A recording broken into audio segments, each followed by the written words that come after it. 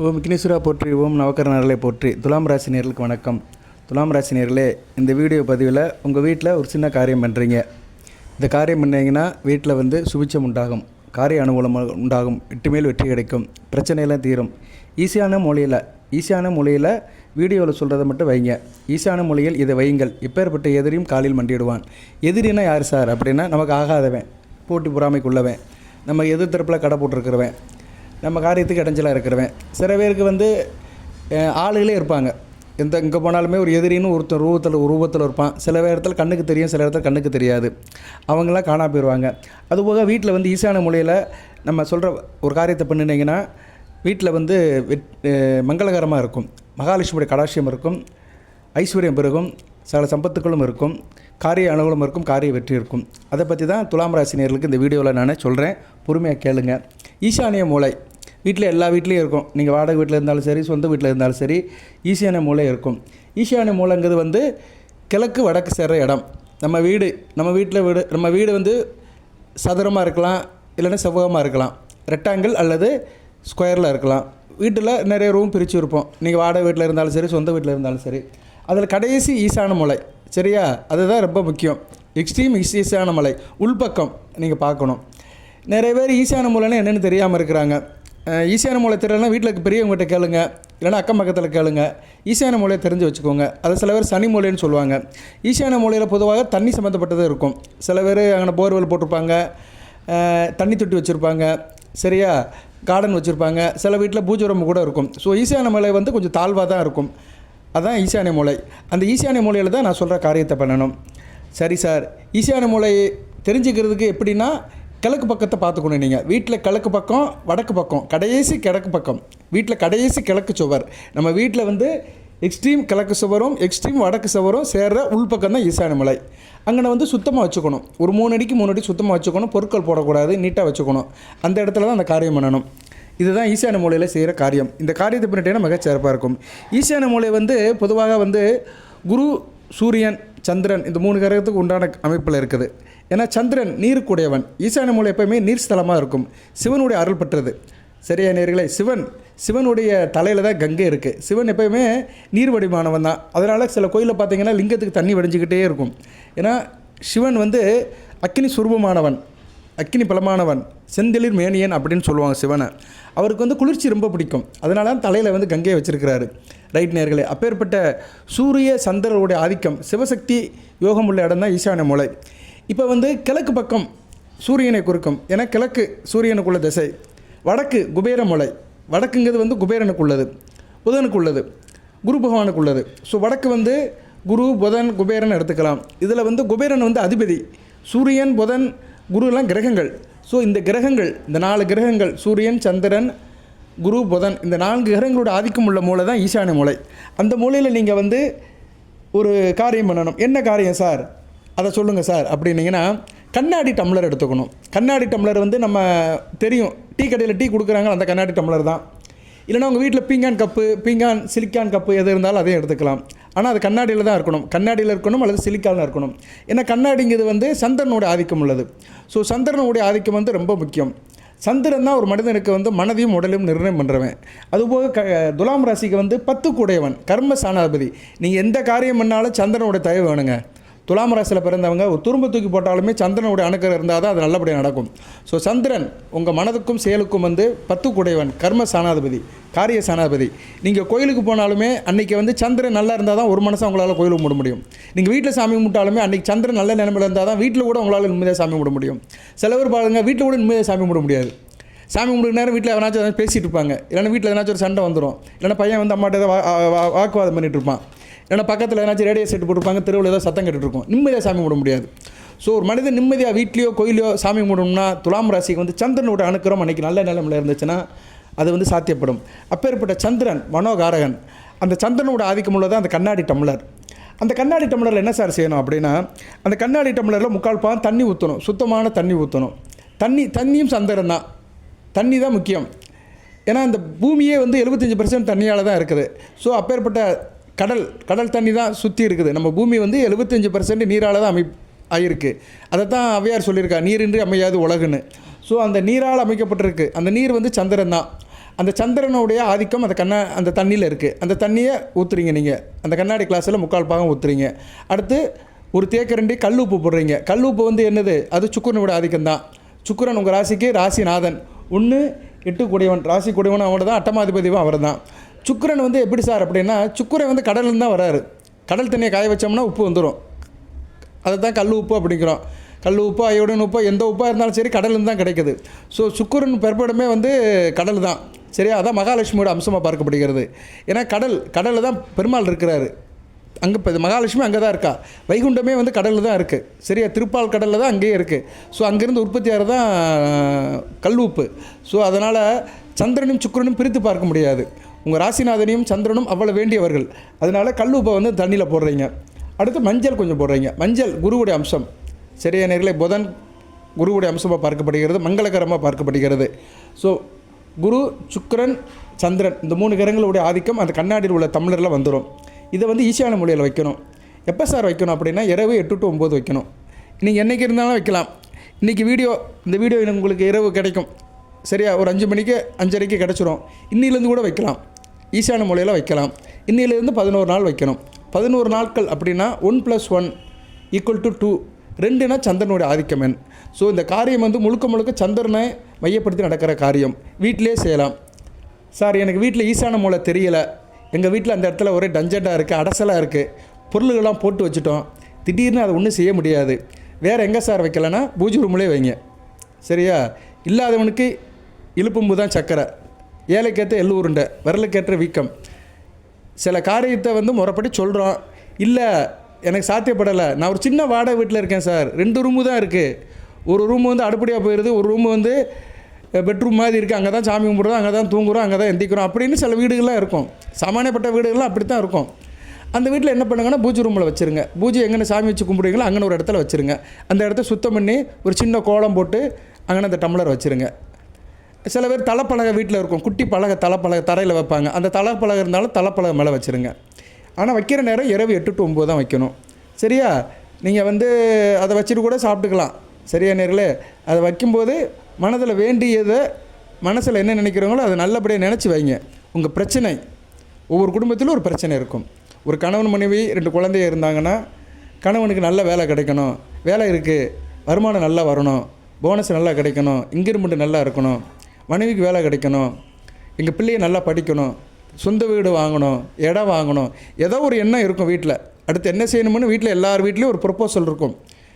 ஏன்னா எதிர்பார்ப்பு இல்லாத வீடே கிடையாது. எல்லாத்துக்குமே எதிர்பார்ப்பு இருக்குது. அரசன் முதல் ஆண்டி வரை எல்லாத்துக்குமே எதிர்பார்ப்பு இருக்குது. எதிர்பார்ப்புன்னு ஒன்று இருக்க போய் தான் நாட்கள் நல்லபடியாக போயிட்டுருக்கு. எதிர்பார்ப்பு இல்லாத வாழ்க்கை உப்புச்சுப்பு இல்லாமல் போயிடும். சரியா? அதைத்தான் என்ன சொல்கிறோம், நம்ம ஒரு காரியத்தை நோக்கி நம்ம போகிறது. அதுக்கு வந்து என்னென்னா அதான் எதிர்பார்ப்பு இல்லாமல் எதுவுமே இல்லை. அதனால் நீங்கள் என்ன எதிர்பார்க்குறீங்க, என்ன காரியம் நடக்கணும்னு நினைக்கிறீங்களோ அந்த காரியத்தை நினச்சி வைங்க. இறைநாமத்தை சொல்லி வைங்க. உங்கள் குலதெய்வம், இஷ்ட தெய்வம், உங்கள் பிடித்த சாமி பேரை சொல்லி நீங்கள் அந்த டம்ளரை அங்கே வைக்கலாம், கண்ணாடி டம்ளரை வைக்கலாம். வச்சுட்டு நமஸ்காரம் பண்ணிவிட்டு காரியத்தெல்லாம் முடிங்க. நான் சொல்லிட்டேன், ஈசான மூலை கரெக்டாக இருந்துச்சுன்னா அங்கே வைங்க, இல்லைனா பூஜை ரூமில் வைங்க. சரியா நேர்களே? நம்ம சௌரியம்தான், எதையும் சங்கடப்பட்டு செய்யக்கூடாது. சம்பிரதாயங்கள் அனைத்துமே மனிதனுக்கு சௌரியப்பட வேண்டும். சம்பிரதாயம்னு சொல்லிவிட்டு நம்ம சங்கடப்படக்கூடாது. சரியா? என்றைக்குமே சம்பிரதாயத்தை வந்து நம்ம சௌரியத்துக்கு எடுத்துக்கணும். அதுக்காக சௌரியத்துக்கு எடுத்துட்டேன்னு சொல்லிட்டு நம்ம கண்ணாபண்ணன்னு செய்யக்கூடாது. சில காரியத்தை சுத்தபத்தமாக செய்யணும். ஆத்ம ரீதியாக, உடல் ரீதியாக சுத்தபத்தமாக செய்யணும். நான் மீன் மார்க்கெட்டு போயிட்டு அப்படியே கோயிலுக்கு போவேன்லாம் சொல்லக்கூடாது. சரியா? மீன் மார்க்கெட்டு போயிட்டு வந்தோம்னா மீனை வாங்கி வீட்டில் வச்சுட்டு குளிச்சுட்டு தான் கோயிலுக்கு போகணும். மீன் மார்க்கெட்டு போயிட்டு அந்த பையோடு கோயிலுக்கு போகிறேன்னு சொல்கிறது அது வந்து அபத்தம். ஏன்னா நம்ம மக்களுக்கு வந்து இன்றைக்கி எதை சொன்னாலும் எப்படினாலும் எடுத்துக்கிடுவாங்க. சில பேர் அப்படி இருக்கிறாங்க. நான் நிறைய பார்க்குறேன். நான் ஒரு ஜோதிடர் என்ற முறையில் வீடியோ போடுறேன், டெய்லி ஜாதகம் பார்க்குறேன், கோயில் குளத்துக்கு போகிறேன், புது நிகழ்ச்சிகளை கலந்துக்கிறேன், நிறைய பேசுகிறேன், பெரிய மனுஷங்களாம் சந்திக்கிறேன். சில பேர் வந்து ரொம்ப இதாக தான் இருக்கிறாங்க. எனக்கு ரொம்ப சங்கடமாக இருக்குது. என்னடா ஜெனரேஷன் இப்படி இருக்குது, இவங்கெல்லாம் இன்னொரு 30 வருஷம் கழித்து எப்படி இந்த சமுதாயத்தை கொண்டு போவாங்க, இந்த நடைமுறை கலாச்சாரம் எப்படி வரும், அதெல்லாம் நினச்சி பார்க்க கொஞ்சம் கஷ்டமாக தான் இருக்குது. அதனால தான் என்ன சொல்கிறேன்னா, நம்ம வந்து சம்பிரதாயத்தை வந்து நம்ம சௌரியத்துக்காக மாற்றக்கூடாது. சில நேதிக்கு உட்பட்டு நம்ம சில காரியங்களை பண்ணணும். ஓகே நேயர்களே, இதெல்லாம் ஒரு பக்கம் இருக்கட்டும். நீங்கள் வந்து ஈசான மூலையிலோ இல்லை பூஜை ரூமிலோ இரவு 8 to 9 வைங்க. மறுநாள் காலையில் எந்திங்க. காலையில் எத்தனை மணிக்கு சார் அப்படின்னா, காலையில் எழுந்திரிச்சு ஒரு 6 to 7 நீங்கள் குளித்தாலும் சரி குளிக்காமல் இருந்தாலும் சரி சுத்தமாக இருந்தீங்கன்னா அந்த தண்ணியை எடுத்து வெளியே ஊற்றிடுங்க. சரியா? நான் எதுக்கு இரவில் சொல்கிறேன்னா, இரவு 8 to 9 சொல்கிறேன்னா, அன்றைக்கி அந்த நேரத்தில் தான் அந்த கிழமையோட ஓரம் வரும். இப்போ இன்றைக்கி வந்து திங்கக்கிழமை இரவு 8 to 9 வச்சிங்கன்னா திங்கள் ஓரம் வரும். அந்த திங்கள் ஓரம் வைக்கும்போது அந்த சந்திரனோட அனுக்கிரம் கிடைக்கும். சரியா? அதே மாதிரி மறுநாள் காலையில் எடுக்கிறீங்கன்னா அந்த கிழமையோட ஓரம் இருக்கும். செவ்வாய்க்கிழமை காலையில் 6 to 7 செவ்வாயோட ஓரம் இருக்கும். அந்நேரம் அந்த தண்ணியை எடுத்து வெளியே ஊற்றிடுறீங்க. கால் மீதிப்படாத இடத்துல ஊற்றிடுறீங்க. ஒரு செவரோரம் ஊற்றிடுறீங்க. யாரும் நடக்காத இடம் பார்த்து தரையிலையோ செவத்துலையோ ஊற்றிட்டிங்கன்னா போதும். செடி கொடிக்கெலாம் ஊற்றாதீங்க, உப்பு தண்ணியெல்லாம் ஊற்றாதீங்க. இப்படி ஒரு 11 நாள் செய்யுங்க. திங்கக்கிழமையிலேருந்து திங்கள், செவ்வாய், புதன், வியாழன், வெள்ளி, சனி, ஞாயிறு, திங்கள், செவ்வாய். சரியா? 11 நாட்கள் கரெக்டாக சனிக்கிழமையோடு முடியும். திங்கள், செவ்வாய், புதன், வியாழன், வெள்ளி, சனி, ஞாயிறு, திங்கள், செவ்வாய், புதன், வியாழன். சரியா? வேலைக்கிழமையோடு முடியும். திங்கள் டு வியாழன் முடியும். 11 நாட்கள் முடியும். இடையில 2 நாள் கேப் ஆகிடுச்சுனாலும் பரவாயில்ல, அடுத்த 2 நாள் சேர்த்துக்கோங்க. இந்த காலகட்டத்தில் பெண்கள் வந்து தூரமாயிட்டோம் சார், வீட்டுக்கு வழக்கமாயிட்டோம்னா நீங்கள் ஒரு 4-5 நாளை கூட ஊற்றி வச்சுக்கலாம். சரியா? வாட்டர் மேபி 11 நாள் அந்த காரியம் செய்யணும். இடையில சில நிகழ்ச்சிகள்,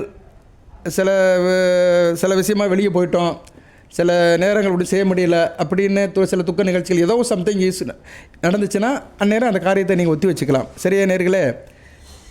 நம்ம மனப்பூர்வமாக மனசுத்தியாக இதை காரியத்தை செய்யணும். 11 நாட்கள் செய்யணும். இடையில கேப் வந்தாலும் பரவாயில்ல. சரியா? அதை மைண்டில் வச்சுக்கோங்க. இதை செய்யுங்க. இரவு நேரம் செய்கிறது மிகச்சிறப்பு. ஏன்னா இரவு நேரம் தான் சந்திரனுடைய ஆதிக்கம் இருக்கும். இரவு நேரத்தில் செய்கிறதுனால சந்திரனுடைய ஆதிக்கம் பரிபூர்ணமாக கிடைக்கும். கர்மம் நல்லாயிருக்கும். நீங்கள் செய்கிற காரியம் தொழிலும் எல்லாமே நல்லாயிருக்கும். வியாபாரம் பண்ணுறவங்க, தொழில் பண்ணுறவங்களுக்கு மிகச்சிறப்பாக இருக்கும். அதுபோக சூரியன் ராசிக்கு 11 கூடியவன், லாபம் இருக்கும். அரசாங்கம், அரசியல்வாதிகளுக்கு நல்லாயிருக்கும். அரசாங்க தொடர்பு நல்லபடியாக இருக்கும். குடும்பத்தில் ஆளுமை இருக்கும். தன்னம்பிக்கை அதிகாரத்தோடு இருப்பீங்க, வைராகத்தோடு இருப்பீங்க.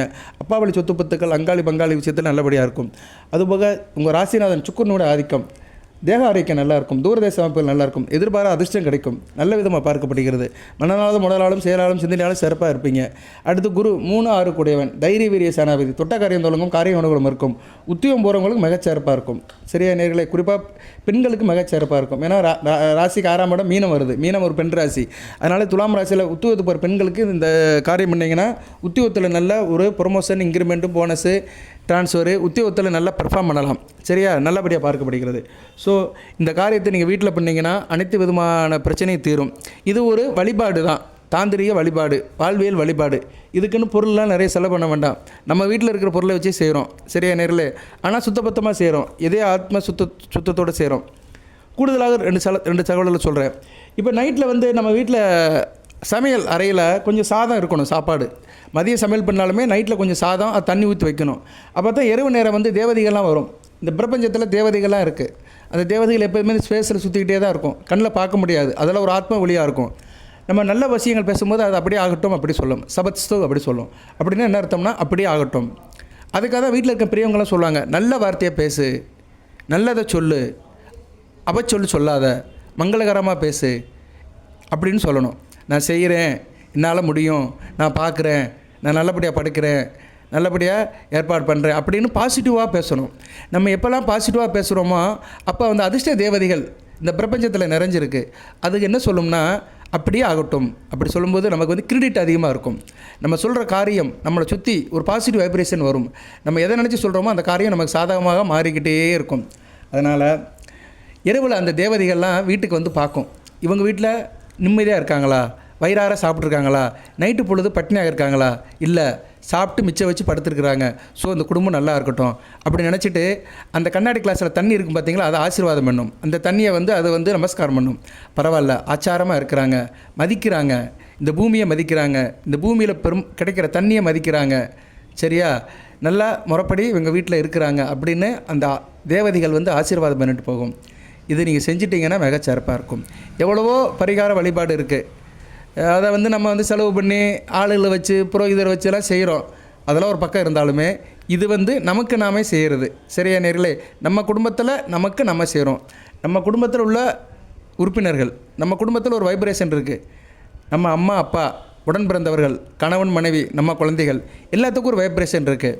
நமக்குன்னு ஒரு ஜீன் இருக்குது, நமக்குன்னு ஒரு ரத்த உறவு இருக்குது, நமக்குன்னு ஒரு குலசாமி இருக்குது. ஸோ இந்த அமைப்பில் வந்து ஒரு காரியம் பண்ணும்போது அது அப்படியே ஒரு யுனிட்டி ஆகும். சரியா? குமுலேட்டிவ் ஆகும். ஒரு செயின் அங்கே ஒரு ஃபார்ம் ஆகும். செயின்னா என்ன? ஒரு தொடர்பு, ஒரு இணைப்பு ஃபார்ம் ஆகும்.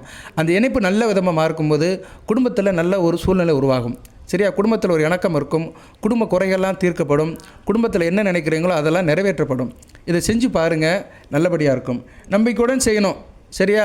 நம்பிக்கையுடன் செய்யணும், செஞ்சீங்கன்னா நல்லாயிருக்கும். இப்படி நிறைய இருக்குது, நான் சிலவற்றை சொல்கிறேன். இதை எல்லாரும் செய்யணும் கிடையாது, விருப்பம் இருக்கிறவங்க செய்யுங்க துலாம் ராசியில். சரியா நேர்களே? விருப்பம் இருக்கிறவங்க செஞ்சீங்கன்னா மிக சிறப்பாக இருக்கும். சுக்கிரதசை நடக்கிறவங்க செய்யலாம். சுக்கிரதசை ஒரு மத்தியமாக இதில் நடக்கும். சுக்கிரதசை நடக்கிறவங்களும் அந்த காரியம் பண்ணிங்கன்னா மிக சிறப்பாக இருக்கும். சரியா? சுக்கிரதசை இந்த சுவாதிலேயோ விசாகத்தில் பிறந்தவங்களும் நடக்கும். ராகு திசை, குரு திசை, சனி திசை, புதன் திசை, கேது திசை, சுக்கிர திசை வயசான காலத்தில் நடக்கும், அவங்களுக்கு நல்லாயிருக்கும். அதுபோக புதன் திசை நடக்கிறவங்களுக்கு மிகச்சிறப்பாக இருக்கும்.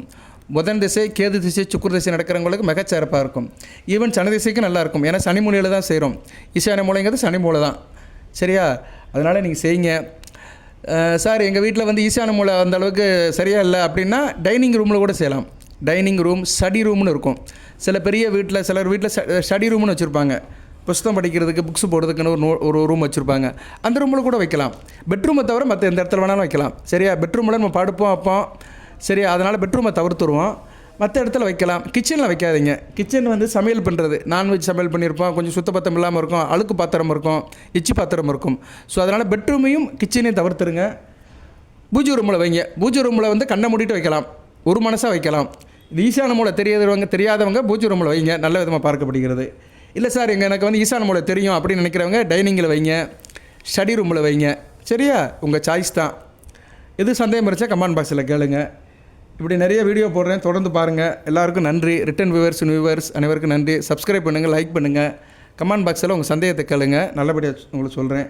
நிறைய தசாபதி பழங்கள்லாம் போடுறேன், நான் அடுத்து போடுறேன். நிறைய நேரில் கேட்குறாங்க தசாபதி பழங்கள் கேளுங்க. நாங்கள் அது இந்த சுவாதி நட்சத்திரத்துக்கு நான் போடுறேன். ஏன்னா சுவாதி நட்சத்திரத்தில் இப்போ 40 வயசில் இந்த சனி மகா திசை நடக்கும். சனி திசை, புதன் திசை நடக்கும். சரி, அது ஒரு 19, இது ஒரு 17. அந்த 36 வருஷம் தான் உங்களுக்கு குருஷியலாக இருக்கும். ஏன்னா ராகு திசையில் ஒரு 10 வருஷம் போனாலுமே அங்கிட்ட ஒரு 8, அங்கிட்டு குரு திசையில் 16, 25 வயசுலேருந்து அங்கிட்ட ஒரு 36, 25, 36, 61 வயசு வரைக்கும் சனி திசை, புதன் திசை தான் நடக்கும் உங்களுக்கு. ஸோ உங்களுக்கு டார்கெட் பண்ணி நான் அந்த சனி திசைக்கும் புதன் திசைக்கும் லக்கண ரீதியாக பலன்களை போடுறேன். கேளுங்க, எனக்கு தசாபதி பலன்கள் போடுங்க சார், ஒவ்வொரு புத்திக்கும் என்னென்ன வழிபாடு, என்ன பரிகாரம் போடுங்க சார் அப்படின்னு கேட்டிங்கன்னா கண்டிப்பாக போடுவேன். உங்களுக்காக தான் நான் இருக்கிறேன். உங்களுக்கான இல்லை, எல்லா ராசிக்காகவும் தான் நான் இருக்கிறேன். 12 ராசிக்காரங்களுக்குமே பிரச்சனை வரக்கூடாது, அந்த காரியத்துக்காக தான் இருக்கிறேன். பாருங்கள், அடுத்த சனி பயிற்சி உங்களுக்கு கண்டகச்சனியாக வருது. இப்போ சனி பகவான் 6ஆம் இடத்துல இருக்கிறாரு. 2027 ஜூன் மாதம் ராசிக்கு 7ஆம் இடத்துல வந்துடுவார். அதுக்கடுத்து ராசிக்கு 8ஆம் இடத்துக்கு போவார். ஸோ அடுத்தடுத்து கண்டகச்சனி, அஷ்டமச்சனி வருதுனால இப்போயே நீங்கள் கொஞ்சம் தயாராக இருக்கணும். சரியா? வருமுன் காப்போம், வளமாக இருப்போம். ப்ரீகேஷன் இஸ் பெட்டர் தென் க்யூர். அதனால் துலாம் ராசிக்கு அடுத்த சனி பயிற்சிலாம் அந்தளவுக்கு நல்லா இருக்காது. கொஞ்சம் அதுக்கேற்ற மாதிரி நடைமுறை வாழ்க்கையை நம்ம பார்த்துக்கணும். கிரக நிலைகளுக்கு ஏற்ற மாதிரி வழிபாடு, பரிகாரம் இதெல்லாம் நம்ம ஊக்குவிச்சுக்கணும். ஓகே நேயர்களே, தொடர்ந்து வீடியோ கேளுங்க, எல்லா தகவலும் சொல்லுவேன். எது சந்தேகமான கமெண்ட் பாக்ஸில் கேளுங்க. வாழ்த்துக்கள். எல்லாம் வல்ல இறைவன் துலாம் ராசி நேயர்களுக்கு, சித்திரை, சுவாதி, விசாக நட்சத்திர நேயர்களுக்கு சில சௌபாகியத்தையும் சில ஐஸ்வர்யத்தையும் சில நன்மையிலும் கொடுப்பார். அனைத்து நலங்களும் வளங்களை பெற்று தேக ஆரோக்கியத்துடன் தீர்க்காயுடன் நீடோடி வாழ்க, நிறைந்த வளம் பெறுக. இந்த வீடியோவுக்கு தம்மையில் அப்படித்தான் போடுவேன். ஈசான மூலையில் இதை வையுங்கள், எதிரி மண்டிட்டு விழுவான். சரியா? நல்லபடியாக நடக்கும், அப்படித்தான் போடுவேன். நல்ல விதமாக இருக்கும். சரியா? ஈசான மூலையில் இதை வையுங்கள், எப்பேற்பட்ட எதையும் காலில் மண்டிவிடுவான். துலாம் வீட்டின் ஈசான மூலையில் இதை வையுங்கள், எதிரியும் நிச்சயம் வீழ்வான், எதிலும் வெற்றி கிடைக்கும் அப்படின்னு ஒரு தம்மையிலும் டைட்டிலும் போடுவேன். பாருங்கள். வாழ்த்துக்கள். வாழ்க வளமுடன். அனைத்து வளங்களை பற்றி தேக ஆரோக்கியத்துடன் தீர்க்காயுடன் நீடோடி வாழ்க, நிறைந்த வளம் பெறுக. நன்றி நேயர்களே.